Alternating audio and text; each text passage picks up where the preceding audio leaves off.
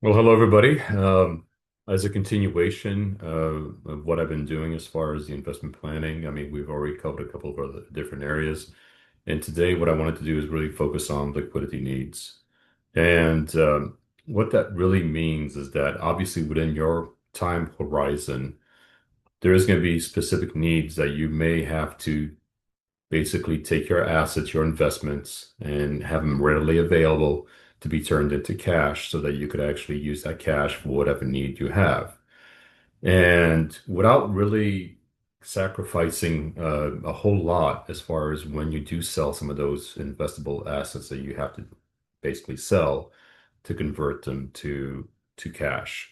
You want to make it so that you time it just right. And again, you don't have to be perfect, but you want to time it just right so that, and what I mean by that is basically you don't want to be in an investment where if you have certain needs 2 years out, and you're basically invested in this fund, let's say a private equity fund, where you can't really touch those funds until maybe 5 years out, then you're going to have a hard time. If you actually have to dip into those funds, then there's going to be some major penalties that you may have to incur to actually have access to it. And that's not a good thing.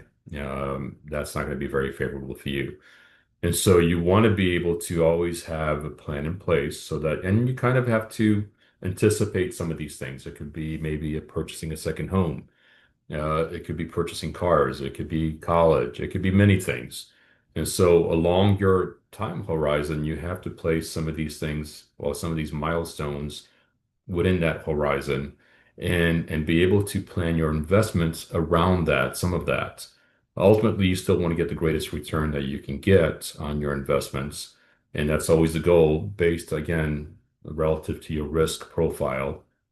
But you need to be able to plan around those cash needs or well, liquidity needs so that you don't have to rush. You don't have to actually sell when you don't want to sell, basically, on some of the investments. And so you want to have a plan in place where you either sell certain things, a few months ahead of the need or during the need and make it so that, what you're selling is easily convertible from that investment to, again, if it's cash, then it's going to be cash to cash.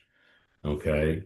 And that is a primary, prerogative as far as this. I mean, it's really making sure that you actually have some of these things out there. And again, you may not know everything. There might be some liquidity needs where you haven't really planned or you couldn't really plan. It just something was an emergency that happened. And you should always have something on the side, some cash on the side, not a whole lot because you want to have your cash always at work if you can, but you should have some just in case there is something that happens where you have to dip into cash to actually take care of those things. And again, if something does happen, if something does come about where you didn't really plan for it and you didn't have enough cash on hand, then you want to have some of your investments available so that you could turn them into cash very easily. Obviously, if you are buying just homes and that's your investment, that's what you like to invest in, then that's not a very easy thing to convert to cash. Those assets don't move very quickly. They don't get converted or they don't get traded or sold very quickly. And so you have to balance that out. And again, there are other investments that you could do that actually also provide liquidity or very quick liquidity if needed. But that's the onus of this right here is to plan and try to plan your investments so that you can meet some of those liquidity needs as necessary. All right. Thank you.